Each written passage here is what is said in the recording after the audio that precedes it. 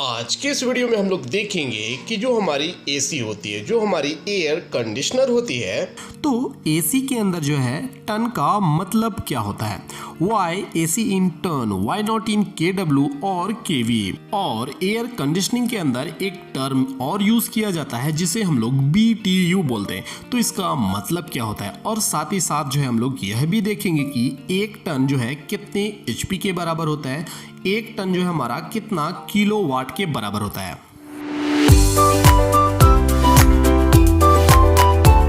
जब भी आप कभी एसी खरीदने जाओगे तो आपसे पूछा जाएगा कि आपको कितने टन का एसी चाहिए। आपको 1 टन का एसी चाहिए, या फिर आपको 1.5 टन का एसी चाहिए, या फिर आपको 2 टन का एसी चाहिए। नॉर्मली सभी को पता होगा कि टन जो है वह वेट को बताता है। 1 टन बराबर जो होता है हमारा 1000 किलोग्राम के बराबर होता है। लेकिन जब जो है हम लोग एयर कंडीशनिंग में जो है टन की बात करते हैं तो इसका मतलब वेट नहीं होता है। 1 टन का एसी का मतलब यह नहीं होता है कि हमारा एसी जो है वो 1000 किलोग्राम का है। एसी में जो टन होता है वह हमारा एयर कंडीशनिंग का कूलिंग कैपेसिटी को बताता है। एसी जो है करता क्या है, हमारा जो हमारे रूम में हीट की मात्रा होती है उसे जो है रिमूव करने का काम जो है करती है, जिसकी वजह से हमारा रूम जो है ठंडा हो जाता है। तो एसी में जो टन होता है वह यह बताता है कि कितने हीट की मात्रा को रिमूव करेगा। कहने का मतलब जितना ज्यादा टन का एसी रहेगा वह ज्यादा हीट की क्वांटिटी को रिमूव करेगा और रूम को ज्यादा ठंडा रखेगा। एसी के इन्वेंशन से पहले लोग किसी भी बंद जगह को ठंडा करने के लिए बर्फ का इस्तेमाल किया करते थे। टनों के हिसाब से ग्लेशियर और पहाड़ों से जो है बर्फ लाते थे और उसकी मदद से किसी भी जगह को जो है ठंडा किया जाता था। और जैसा कि हम जानते हैं कि बर्फ की एक खासियत है, जब उसको किसी जगह के ऊपर रखा जाता है तो वह वहां के आसपास की गर्मी को ऑब्जर्व करता है और उस जगह को कूल कर देता है।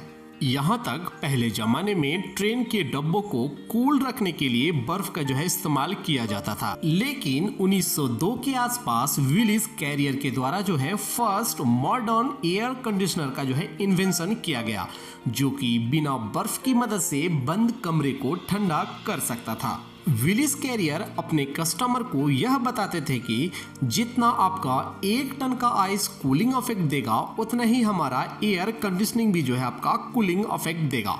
कहने का मतलब अगर जो है हम 1 टन का आइस एक रूम में रखेंगे और 1 टन का एसी दूसरे रूम में रखेंगे और जो है दोनों रूम का साइज जो है एक जैसा होगा, तो हमें जो है दोनों रूम में जो है एक जैसा जो है कूलिंग इफेक्ट देखने को मिलेगा। उसी तरह से अगर आप 1.5 टन का आइस या फिर आप 1.5 टन का एसी रखें तो दोनों सेम कूलिंग इफेक्ट देगा, या 2 टन का आइस या 2 टन का एसी रखें तो दोनों जो है आपका सेम कूलिंग इफेक्ट देगा। तो इसी कंसेप्ट को जो है आज भी हम लोग जो है फॉलो करते हैं। हम लोग एसी को टन में जो है स्पेसिफाई करते हैं। एयर कंडीशनिंग में एक टर्म आता है जिसे हम लोग बीटीयू के नाम से जानते हैं। बीटीयू कहने का मतलब ब्रिटिश थर्मल यूनिट। बीटीयू जो होती है वह हीट की यूनिट होती है। कहने का मतलब हीट को मापने के लिए बीटीयू टर्म का जो हम लोग इस्तेमाल करते हैं। 1 टन बराबर जो होता है हमारा 12,000 बीटीयू पर आवर होता है। कहने का मतलब सपोज अगर जो है हमारे पास 1 टन का एसी है तो हमारा एसी हर घंटे जो है 12,000 बीटीयू हीट को जो है रिमूव करेगा। उसी तरीके से अगर आपके पास 2 टन का एसी है तो 24,000 बीटीयू पर आवर जो है हीट को रिमूव करेगी। अब अगर हम बात करें कि 1 टन बराबर कितना किलो वाट होता है, तो जैसा कि हम जानते हैं कि 1 टन बराबर 12,000 बीटीयू होता है और जो है हमारा 1 बीटीयू बराबर 0.00029307 किलो वाट होता है। तो हम लोग अब आसानी से निकाल सकते हैं। तो 1 टन बराबर जो होगा हम दोनों को मल्टीप्लाई करेंगे तो लगभग जो है आपको 1 टन बराबर 3.51 किलोवाट आएगा। अब अगर हम बात करें कि 1 टन बराबर कितना एचपी होता है, तो जैसा कि हम जानते हैं कि 1 टन बराबर जो होता है हमारा 12,000 बीटीयू होता है और 1 बीटीयू बराबर जो होता है हमारा 0.0003930148 एचपी होता है। तो जैसे ही जो है हम लोग इन दोनों को मल्टीप्लाई करेंगे तो हमारा 1 टन बराबर 4.7162 एचपी जो है आ जाएगा। तो मैं उम्मीद करता हूं आपको सारी चीजें जो है समझ में आ गई होगी। अगर हमारा वीडियो अच्छा लगा हो तो लाइक कीजिए और अपने इलेक्ट्रिकल फ्रेंड के साथ जो है शेयर करना बिल्कुल भी ना भूलिए।